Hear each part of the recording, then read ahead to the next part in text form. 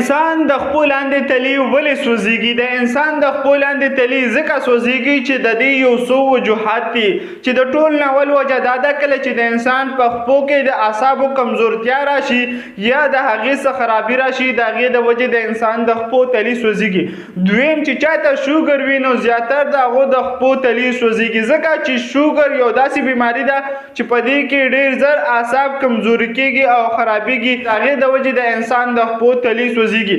دریم دغه انسان د خپو تلی هم سوځيږي د کم انسان په وجود کې چې د ویټامین بي ډیفیشنسي یعنی کمی وي چې موږ په دې ته عام الفاظو کې ووایو چې د انسان په وجود کې د ویټامین بي د طاقت کمی راشي. څلورم هغه انسان د خپو تلی هم سوځيږي د چا د انسان په وجود کې چې د یوریک اسید زیاتوالی راشي. یوریک اسید یو فضول ماده ده چې دا د انسان د ګردو او د ورکوټي بول په لاره باندې بهر ځي خو که چېرې دا د انسان په وینه کې ډېر پاتې شي نو بیا دا د انسان د خپو په تلو باندې د سوځلو علامات راولي. پنځم چاته چې ټرسل ټرنل ساینډروم وي دا د خپې یو بیماري ده چې د خپې د وروستو طرف ته یو نرو یعنې اعصاب تلوي چې هغې ته ټیبیل نرو ویلی شي.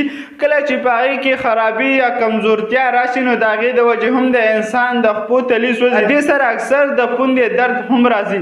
چاته انفیکشن ایچ آی وي یعنې ایډز شوي وي د هغې د وجې هم د خپو په تلو باندې سوی او درد راځي. دا ډېر کم کیدی شي. یا که چېرې چاته ډېره زیاته ستوماني ذهني وي یا جسماني د هغې د خپو په تلو باندې هم د سوی علامات راتلی شي. دغه شان میډیکل انفارمیشن دپاره زموږ سره اوسئ او د خپل صحت خیال ساتئ. شکریه.